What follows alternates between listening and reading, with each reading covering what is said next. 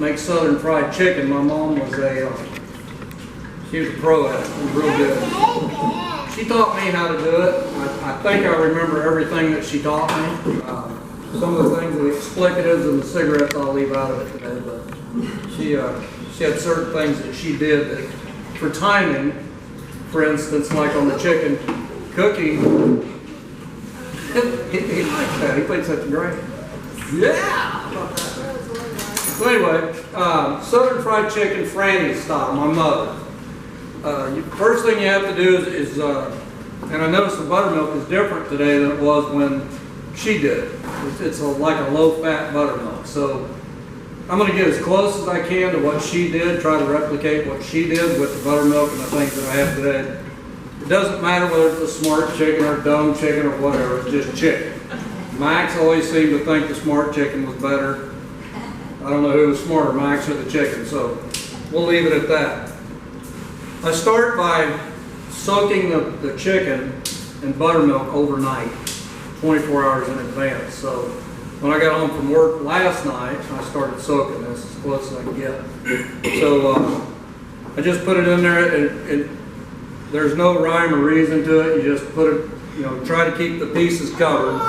Put it in the ice box or the refrigerator and let it set. Somehow that buttermilk, even as thick as it is, gets into that flesh of the bird, and it gives it a great flavor. I hope it works out today.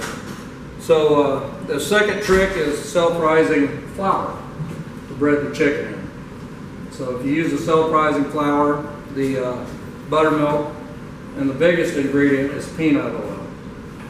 Okay, I have not found any difference in the cheap peanut oil versus Luann. It doesn't make a difference, really. I don't think, but some say it does.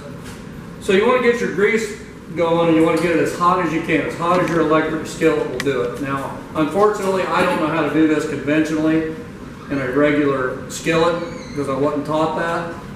So we'll go with this today. Now, I got a Father's Day gift here. This one here is my Father's Day gift, so I don't know how it's going to turn out. But Old Faithful here, if you see the chicken come out, get one out of here. Works much better. So, having said all that, I always, when my grease is getting hot, and again, I turn this up all the way, as hot as it'll go. When my grease is starting to get hot, this one's got an indicator on it that goes off when it reaches 400 degrees. But if I've got people that are, waiting around, I'll drop just one little drop of water in it. And if it's close, it'll really vigorously boil that drop of water and it'll pop. Somebody probably saw me do that a little bit ago. So that tells you that your grease is almost ready. So it takes about 20 minutes per side, and I'll have each of you come up here a little later on once it starts cooking. You want to cover the chicken. Let's say this is a drumstick. You want your grease to come up just about halfway, maybe a little bit over halfway on the piece of chicken. Just a little bit halfway. So, some of the drumsticks are bigger than others, and the breast obviously is thicker. That's what you want to gauge your level of grease by, is the thickest piece that's in the pot or in the pan. So you take your bird. Now I've got some of these when I leave the skin on. Hope nobody's offended by that. But I've got all of the pieces of the bird in here. I've got backs, legs, breast, everything. So take it out, let it drip a little bit like that. Put it in my self-rising flour. And I like all that that's hanging on there. I'm not going to shake that off. I'm going to leave it on there. I'm going to just put it right in the oil like that. That's a little deep. Got that one a little bit too deep.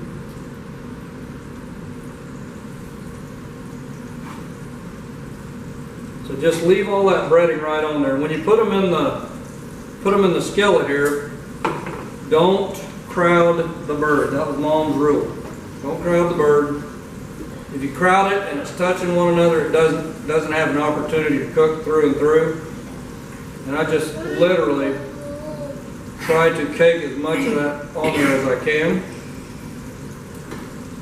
The grease is too deep on that one. Get this aside.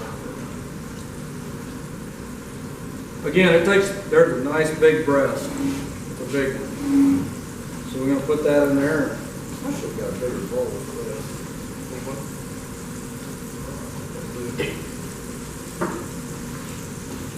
So again, I'm gonna leave a lot of that on there. And what that'll do, that'll become a real crunchy breading that's on there. Don't crowd the bird. Don't crowd the bird. Any salt and pepper? So there's that. One more for this guy.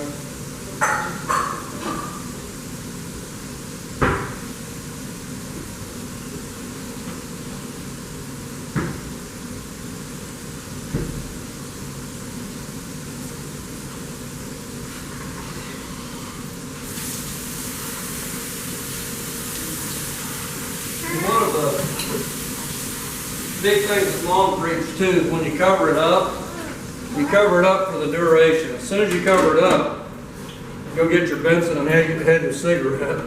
Have one. It takes about 20 minutes to burn through a cigarette. Well, I don't smoke, so I use timers. Get a cigarette. So, we're going to move this up here. Bring this over here. So about 20 minutes is what it takes on the first side.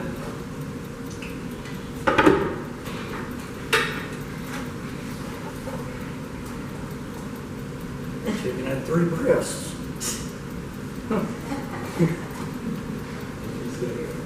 Here, my kind of bird. Okay. Dang, I wish I could. Yeah. Probably can't do that.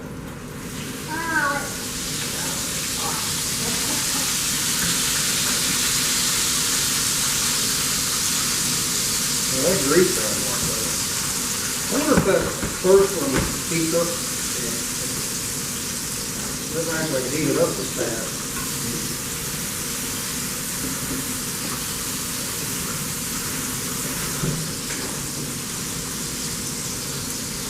Again, just leave as much of that goodie on there that'll stay on there. You'll be thankful later when you fish it out of there and it's got a great big crunchy. Jake's giving me the thumbs up over there, yeah. About to have a misfire.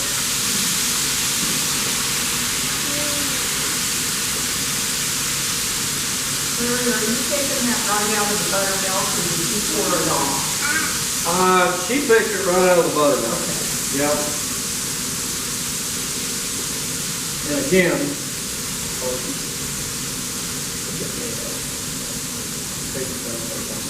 don't want to be back and back in there yet.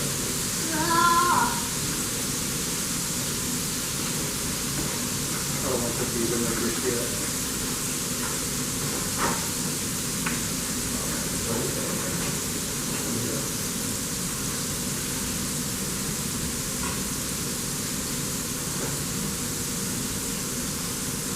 Okay.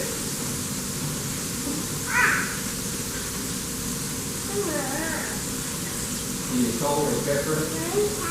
You know, you can. I didn't do that today, simply because of the variety of people that we've got here. I don't know who can do what. Yeah. Sodium sometimes is not a good thing for people, so I normally don't when I got a crowd. What self-rising flour have in it? Is it baking powder or soda or blueberry? Oh, no. I have no idea.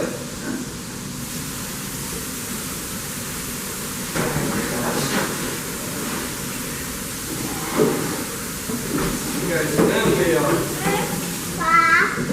cover it up, set the timer. 20 minutes. What's your timer?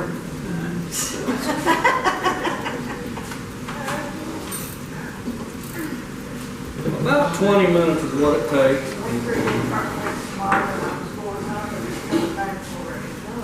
When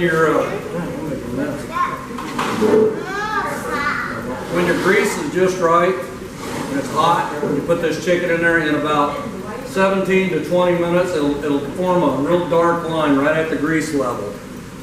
And that's usually at between 17 and 20 minutes.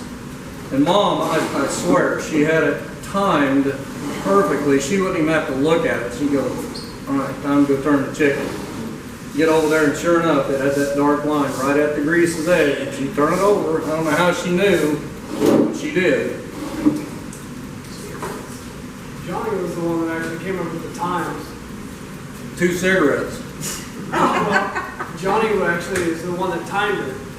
Oh, yeah? Yeah, that's how the actual times came about. Johnny timed her. I don't know. But it's about time. So we'll let that cook. Obviously, I've only got 2 skillets here, so whatever's in here, you're just going to have to eat in shifts. They're going to fight over it. So that's basically all there is to it. Pretty simple. We're not quite done yet, but there's more later.